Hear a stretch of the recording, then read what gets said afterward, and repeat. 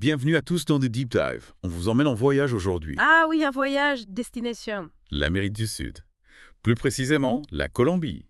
Paysages variés, une culture vibrante, une histoire riche. Riche comme son café, on pourrait dire. Exactement. Et on a des sources vraiment intéressantes pour ce Deep Dive. On va tout décortiquer avec vous. Impatient de commencer, on va parler du drapeau, bien sûr. Ah oui, le drapeau colombien, avec ses 3 couleurs, jaune, bleu, rouge. Simple en apparence, mais chaque couleur a une signification forte. Commençons par le jaune en haut. Le jaune, ça représente la richesse du pays, symbolisée par l'or. Logique. Et le bleu en dessous. Le bleu, ça évoque les eaux de la Colombie, les rivières, le ciel immense. Et enfin, le rouge. Ah, le rouge. Il symbolise le sang versé pour l'indépendance et la liberté. Une couleur chargée d'histoire. C'est intéressant, ces 3 couleurs, on les retrouve aussi sur les drapeaux de l'Équateur et du Venezuela. Tout à fait. On y reviendra, cette connexion entre les 3 pays est importante. Mais avant ça, parlons géographie. La Colombie, c'est en haut de l'Amérique du Sud, avec un accès à la fois au Pacifique et à l'Atlantique. Absolument, un emplacement stratégique. Ouais. C'est d'ailleurs le seul pays d'Amérique du Sud à avoir ces doubles côtes Pacifique et Atlantique. Incroyable. Imaginez les possibilités. La Colombie, c'est aussi 32 départements et un district capital unique, Bogota. Bogota, oui. J'ai lu que son statut administratif était un peu particulier. Oui, c'est la capitale du département de Cundinamarca, mais sans vraiment en faire partie. Bogota, c'est un district à part. Complexe tout ça. Un peu, oui. Et pour rajouter à la complexité, 4 autres villes colombiennes ont aussi le statut de district. Barranquilla, Cartagena, Santa Marta et Buenaventura. Ah oui, c'est vrai. Bon, on note. Et la population, elle se concentre où, principalement? Surtout dans les hauts plateaux des Andes et sur les côtes.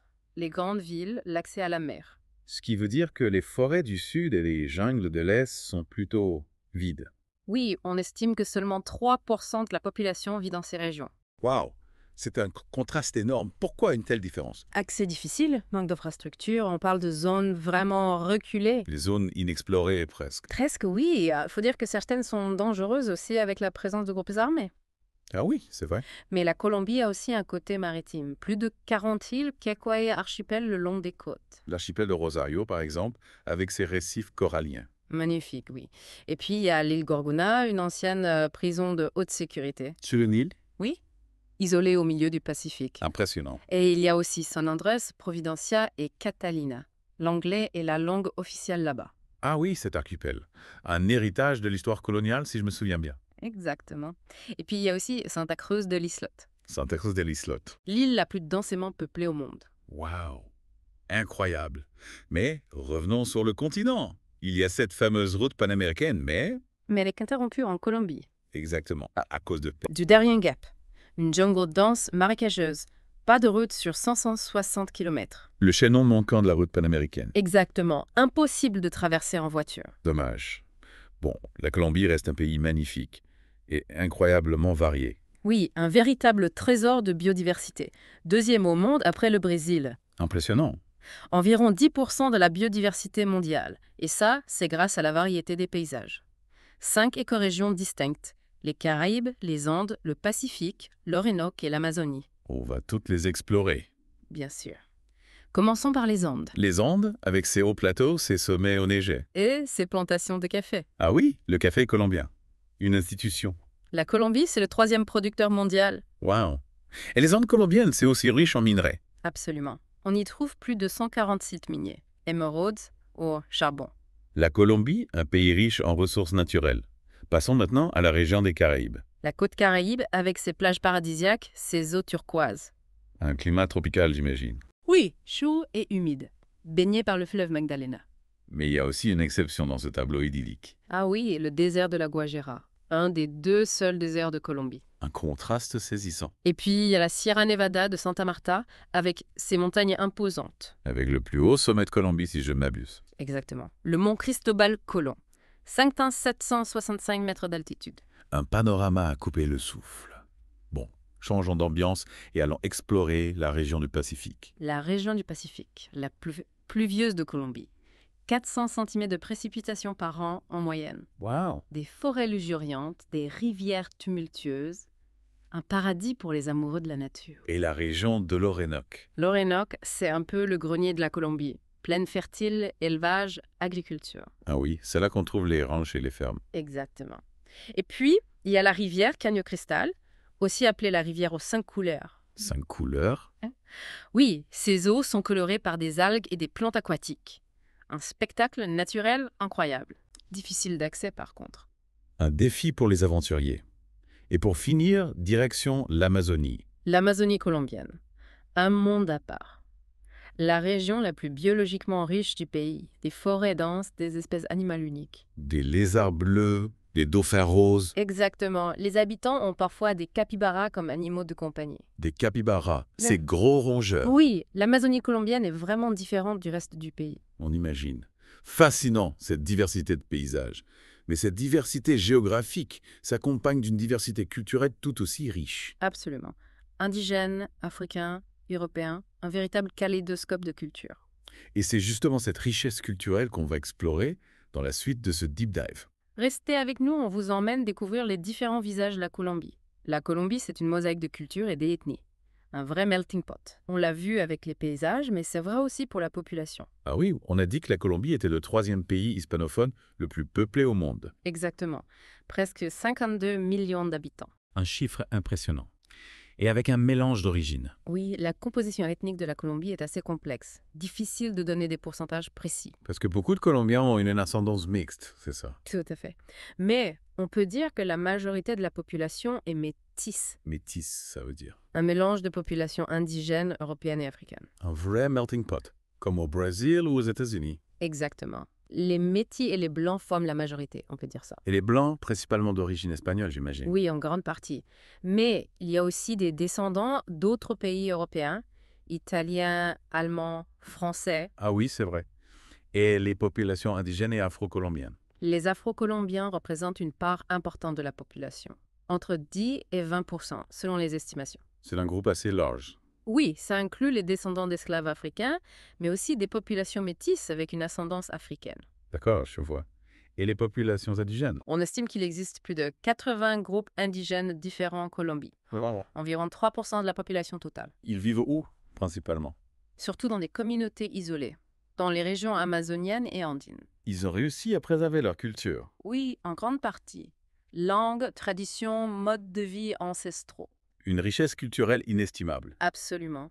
Et puis il y a aussi des minorités d'origine asiatique, Ah oui? des descendants de migrants chinois et japonais arrivés au 19e et 20e siècle. La Colombie, c'est vraiment un creuset de culture et d'ethnie. Exactement. Un vrai kaléidoscope. Et cette diversité, elle se reflète aussi dans les identités régionales. Ah oui, on a vu qu'il y avait 5 grandes régions naturelles. Et chacune a sa propre identité culturelle. Tradition, dialecte, gastronomie. Un vrai puzzle culturel. Exactement. Prenons la côte Caraïbe, par exemple. La côte Caraïbe avec ses plages, sa musique. Une ambiance festive. Barranquilla, la capitale de la région, c'est célèbre pour son carnaval. Le 2e plus grand au monde, après Rio. Tout à fait. Costumes flamboyants, danse endiablée. Une ambiance incroyable. On imagine. La côte Caraïbe, c'est aussi une région à forte population afro-colombienne. Ah oui, c'est vrai. Ça a influencé la culture locale. Énormément. La musique, la danse. Et puis, il y a la région andine. La région andine, le cœur économique et politique du pays. Bogota, Medellín, Cali. Les 3 plus grandes villes de Colombie sont dans les Andes. Une région montagneuse, j'imagine. Oui. Paysages grandioses, vallées fertiles, villages pittoresques. Et une culture andine assez traditionnelle. Oui, on peut dire ça. Conservatisme, attachement aux traditions, sang de la famille. Et le fameux pesa. Ah oui, le pesa, l'accent colombien par excellence. On le reconnaît tout de suite. Un dialecte chantant, plein de charme, typique de la région de Medellín et Antioquia. Un dialecte qui reflète la joie de vivre des Colombiens. Exactement. Et puis, il y a les régions de l'Orénoque et de l'Amazonie, Plus isolé, plus rural. majoritairement indigènes, avec des modes de vie traditionnels. Un autre visage de la Colombie. Absolument. La Colombie, c'est vraiment une mosaïque de culture et d'identité. La diversité comme une richesse. Exactement. Mais cette harmonie est parfois fragile. Ah oui, la Colombie a aussi un passé tumultueux. On ne peut pas parler de la Colombie sans évoquer les conflits qui ont marqué son histoire. La violence, les cartels de la drogue, la guérilla. C'est une partie de la réalité colombienne, malheureusement. Mais c'est important de comprendre les racines de ces conflits. Absolument. Les enjeux, les forces en présence, c'est un sujet sensible mais nécessaire. Alors, Plongeons-nous dans ce passé complexe. Il faut remonter au 19e siècle, à l'époque de l'indépendance. L'indépendance de la Colombie au 19e siècle, ça a été une période de transition difficile. Comme pour beaucoup de pays d'Amérique latine après la domination espagnole. Exactement. Des tensions, des rivalités. Et la Colombie s'est retrouvée divisée entre deux grands partis politiques. Les libéraux et les conservateurs. Oui, deux visions du monde opposées. Les libéraux, plutôt progressistes, les conservateurs plus dits, traditionnalistes. On peut dire ça comme ça.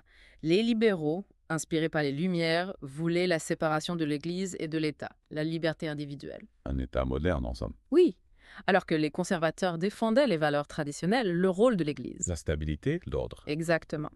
Et cette rivalité politique a dégénéré en violence à plusieurs reprises. Des guerres civiles. Oui, malheureusement.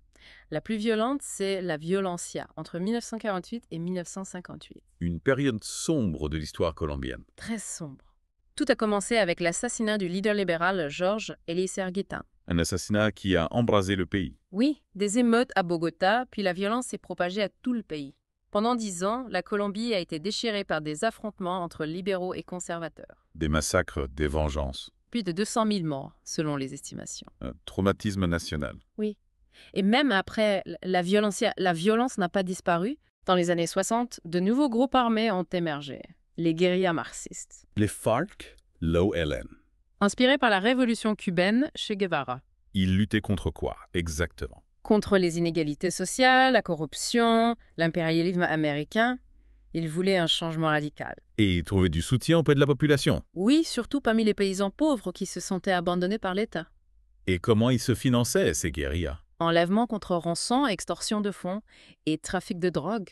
Ah oui, les cartels de la drogue. Les années 80, c'est l'explosion des cartels en Colombie. Medellín, Cali. Pablo Escobar. Un personnage fascinant et terrifiant à la fois. Il a bâti un empire sur la cocaïne. Un empire de la violence. Oui. Attentat, assassinat. La Colombie a vécu dans la terreur. Difficile d'imaginer. Heureusement, la situation s'est améliorée ces dernières années.